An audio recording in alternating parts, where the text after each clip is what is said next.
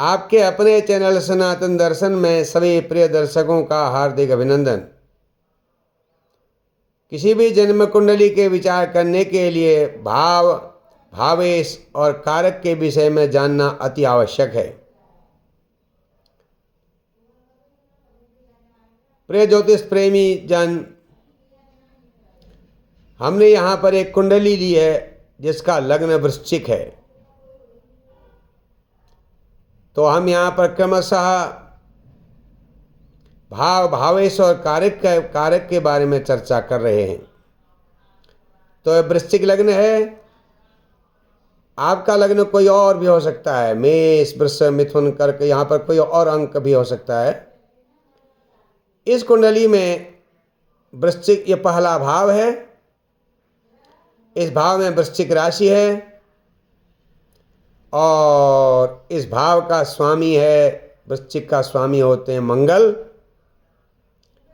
और वो मंगल जो है, जिनको भावेश कहा जाता है, भावेश का मतलब स्वामी है, लग्न के स्वामी, प्रथम भाव के स्वामी, वो मंगल चौथे भाव में बैठे हुए हैं।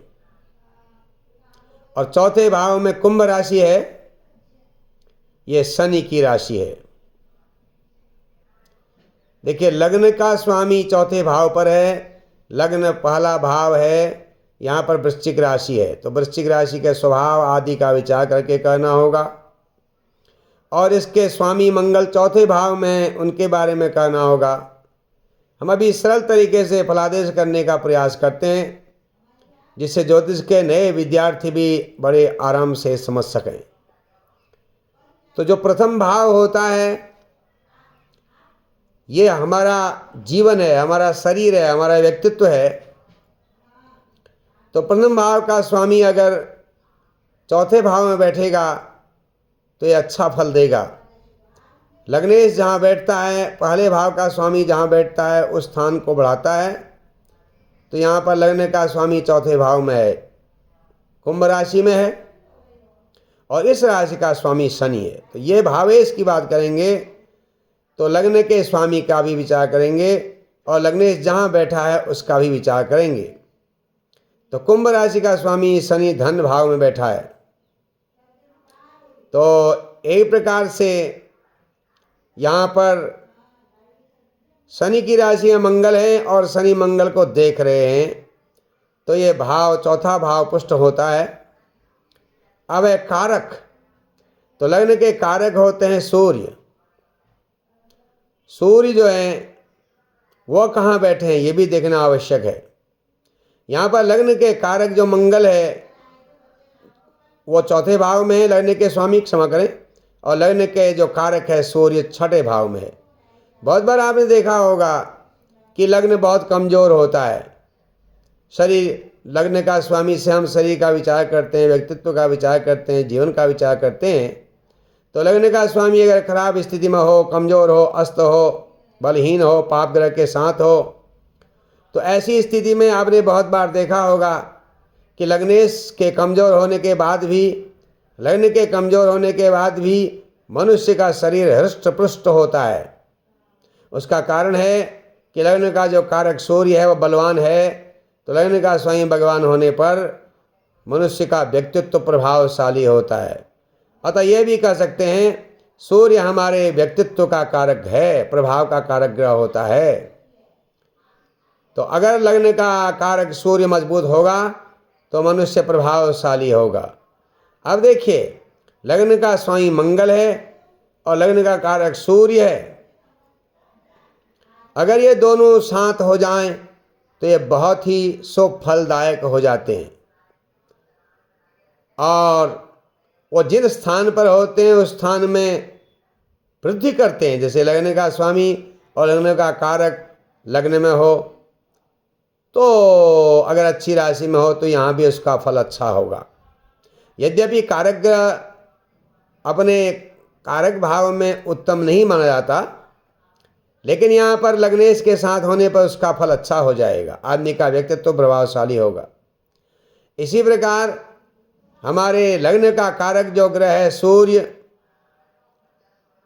अच्छे भाव में हो पंचम भाव में हो, नवम भाव में हो, दसम भाव में हो, एकादश भाव में हो, और मंगल के साथ उसका संबंध होता हो, तो वह अत्युत्तम फल देने वाला हो जाएगा। यहाँ पर मंगल लगने का अधिपति होकर के चौथे भाव में है, तो ये संपत्ति का योग देगा। लेकिन मंगल का स्वभाव थोड़ा सा तेज है, वह पित्त कारक है, तो यहाँ पर मनुष्य को चैन कम रहेगा। यहाँ से हमारे सुख का अनुभव होता है। सुख का मतलब मस्तिष्क से अनुभव होता है, हमारे विचार से अनुभव होता है। तो यहाँ पर मंगल का होना थोड़ा सा चैन नहीं होने देगा, सुख सुविधाएं खूब देगा। अब लग्न का कारक छठे भाव में होने से बाल्यकाल कष्टप्रद होगा, और इस प्रकार से हम क्रमशः सारे भावों के बारे में विचार कर सकते हैं। जैसे धन का कारक बृहस्पति होता है, यहाँ पर धन भाव में शनि बैठे हैं, और बृहस्पति जो हैं वो यहाँ धन के स्वामी व्यय स्थान पर बैठे हैं, और बृहस्पति धन के कारक भी होते हैं, इस कुंडली में धन स्थान के मालिक भी हैं। अतः बृहस्पति के व्यय स्थान में होने का अभिप्राय है कि ऐसे लोगों का धन व्यय हो जाता है, अपने कुटुंब लोगों के देखरेख में व्यय हो जाता है। ऐसे लोग बाल्यकाल से धन तो कमाते हैं, लेकिन धन का व्यय भी हो जाता है। इससे हम कुटुंब स्थान का विचार भी करते हैं। कुटुंब का कारक भी बृहस्पति होता है। अगर यहाँ पर धन का कारक बृहस्पति अच्छी पोजीशन में होता तो बहुत फल देता, बहुत अच्छा फल देता। लेकिन यहाँ धन का कारक और धन का स्वामी होकर बृहस्पति व्यय स्थान पर है, तो कुटुंब के लोगों में धन का व्यय होता है। इसी प्रकार तीसरे भाव में आए, तीसरे भाव में जो कारक ग्रह होता है वो मंगल है, और बुध भी होता है। तो यहाँ पर तीसरे स्थान का अधिपति शनि है, वो धन भाव में है, और तीसरे स्थान का कारक जो है मंगल, वो चौथे भाव में है। तो ये तीसरे भाव से कारक ग्रह धन भाव में हो जाने से अपने बल पुरुषार्थ से, तीसरे भाव से पराक्रम का विचार भी करते हैं, अपने बल पुरुषार्थ से जीवन में धन संपत्ति कमाएगा। और तृतीयेश जो है वह व्यय स्थान पर है, तो ये अपने बल पुरुषार्थ से धन कमा करके, तीसरे भाव से शनि व्यय स्थान पर है यहाँ से, तो वह कुटुंब के लिए व्यय करेगा। यद्यपि अपने कुटुंब के लिए सभी व्यय करते हैं, लेकिन यहाँ खूब मेहनत करके सबका सहयोग करेगा ये जातक। ऐसे चौथे भाव का विचार कर सकते हैं। इस भाव में मंगल बैठा है जो लग्न का स्वामी है, तो भाव बलवान हो गया है। और भावेश शनि जो है वह धन स्थान में जन्म कुंडली के, और यहाँ से 11वें भाव में पड़ता है, तो इसलिए ये चतुर्थ स्थान और मजबूत हो गया है। और चौथे भाव का कारक जो है चंद्रमा होता है।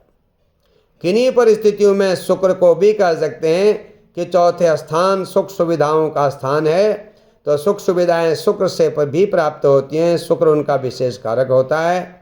तो इसलिए चौथे स्थान का अधिपति पराक्रम स्थान में यहाँ से पड़ेगा। चौथे स्थान से आप गिनेंगे तो ये 11वां भाव है, यहाँ का स्वामी 11वें भाव में है, तो धन दौलत सुख संपत्ति का योग, वाहन का योग बनाएगा।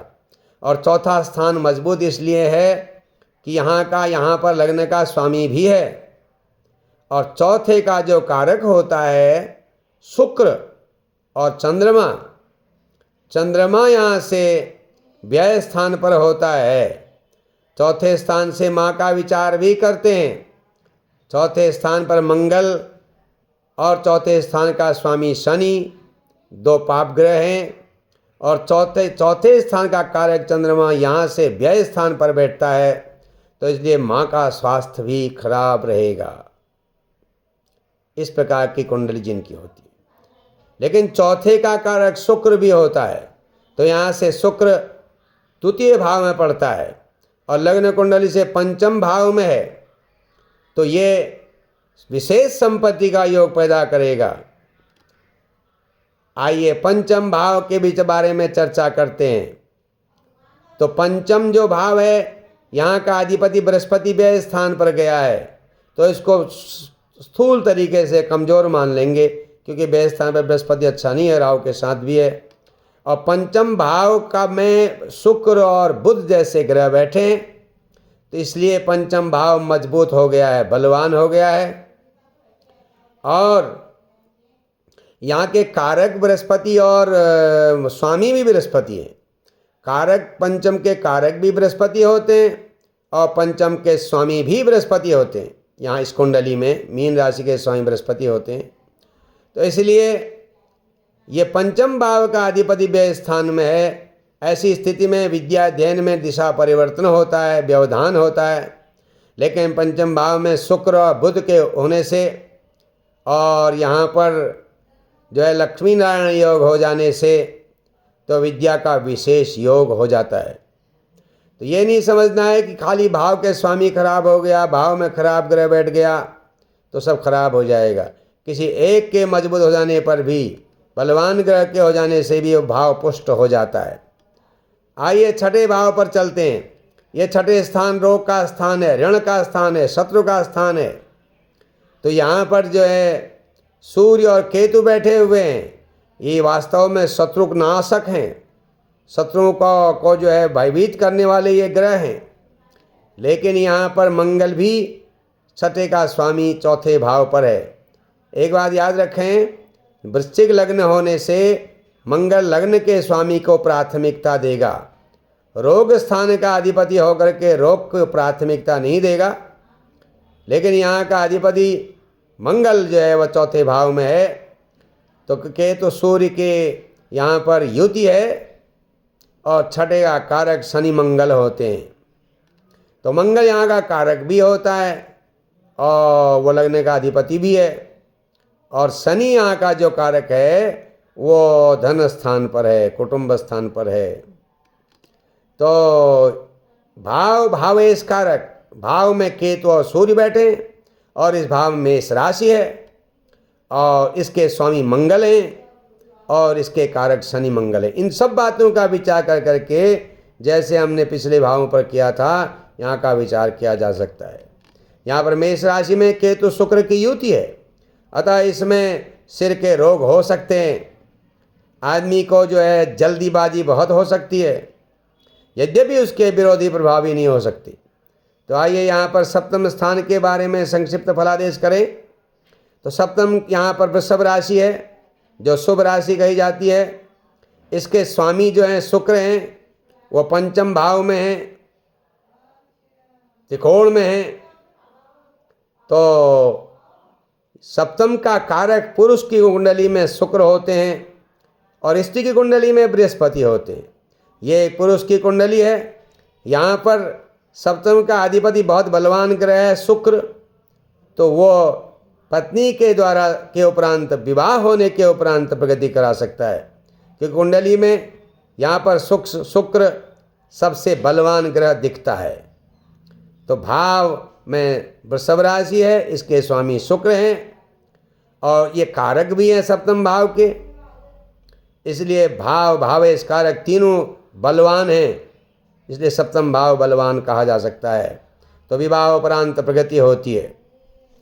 आइए अष्टम भाव में, अष्टम भाव का कारक शनि होता है और अष्टम भाव का अधिपति यहाँ पर बुध है।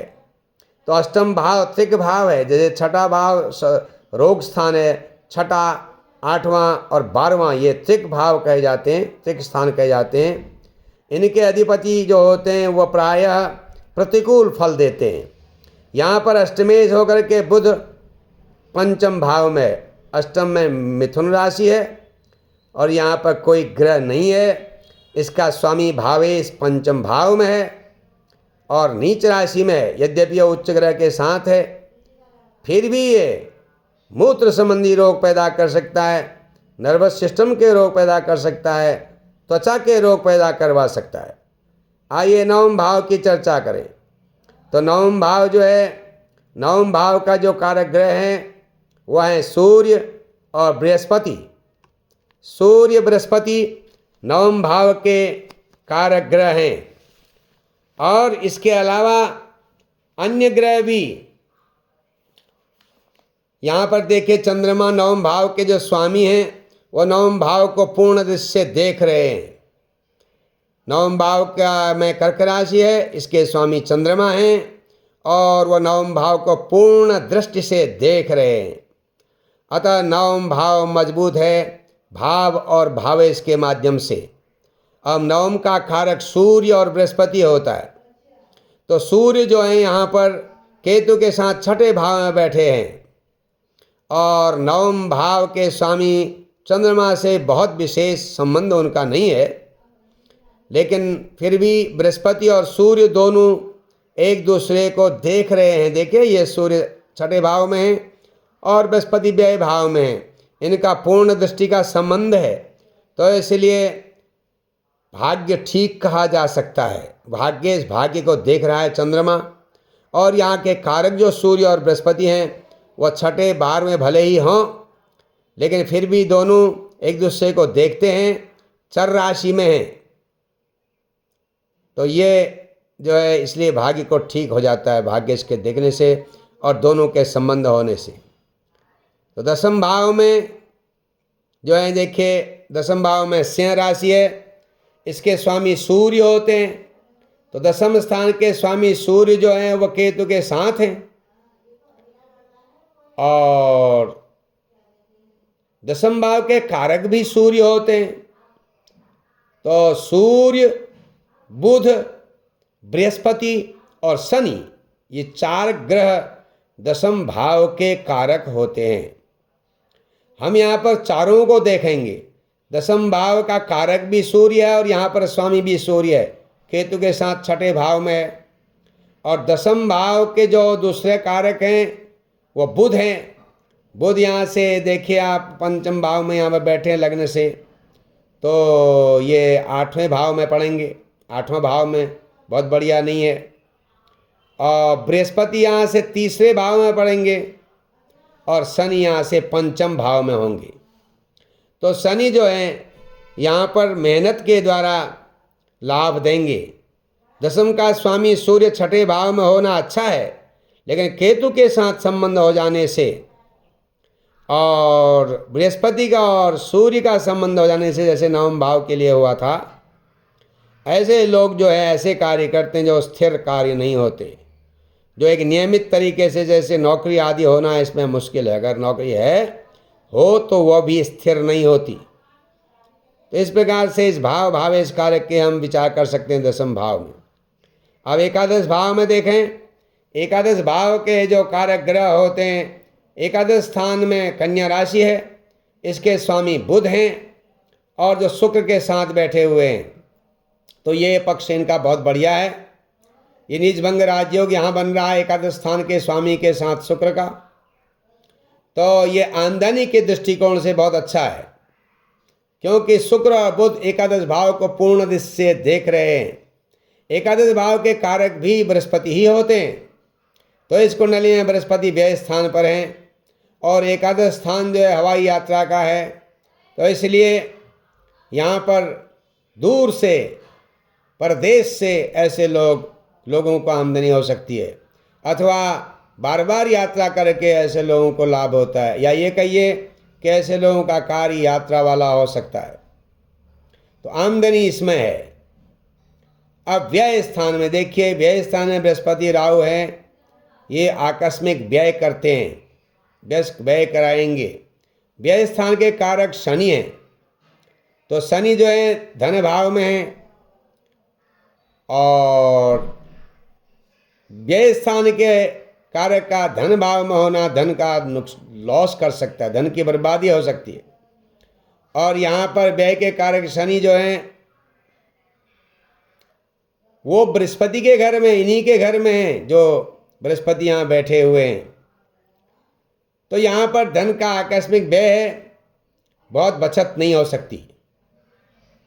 लेकिन इसमें संपत्ति का योग बहुत अच्छा है, क्योंकि आप देख रहे हैं कि लग्न का स्वामी शनि के घर में चौथे स्थान पर बैठे हैं और यहाँ शनि पूर्ण दृष्टि से देख रहे हैं, ये एक संक्षिप्त तरीके से भाव भावेश कारक के आधार पर हम किस प्रकार से कुंडली का विश्लेषण कर सकते हैं, फलादेश कर सकते हैं, वह कहने का हमने प्रयास किया। यद्यपि ये बातें अभी पूरी नहीं हैं, इसके लिए और बहुत सी बातों का अध्ययन करना होता है। एक सामान्य बातें भाव भावेश के आधार पर, भाव भावेश कारक के आधार पर ही फलादेश होगा, लेकिन ग्रहों की संपूर्ण स्थिति की जानकारी होना भी बहुत जरूरी होगा।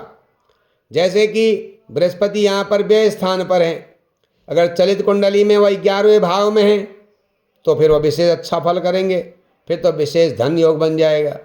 या बृहस्पति वर्गोत्तम है, या 6 कुंडलियों में षड्वर्ग शुद्ध हैं, या अन्य अंशों में है, पारावतांश आदि सिंहासनांश आदि अंशों में है, तब भी बृहस्पति धनकारक हो सकते हैं। तो इसके आधार पर पूरा ये नहीं कहा जा सकता कि इस आदमी के जीवन में धन नहीं होगा। देखिए, ये एक संक्षेप में हमने इसके बारे में फलादेश करने का प्रयास किया। आप इसका मनन कर सकते हैं इस विषय में, और हो सकता है आपका फलादेश करने पर आपको और बहुत सारी नई बातें इसमें प्राप्त होंगी। आशा है आपको ये वीडियो अच्छा लगेगा। हर हर महादेव।